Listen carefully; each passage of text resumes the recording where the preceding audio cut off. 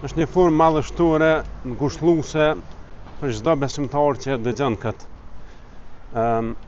Profeti alayhis salam na tregon për njeriu i cili më së shumti është kënaqur në jetë e kësaj bote. Thatë nuk i ka munguar asgjë fare. Me çdo kënaqësi të mundshme, në nivelin më të lartë të kënaqësisë ka përjetuar ndonjëherë.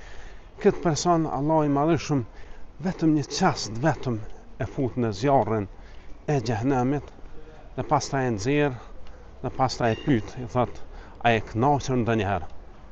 Ai thot, kur rrezat që më kënaq.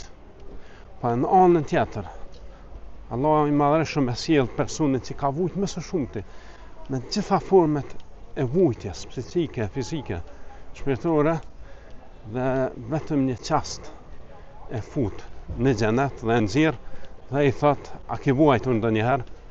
Ai thot, kur rrezat s'kam vujt.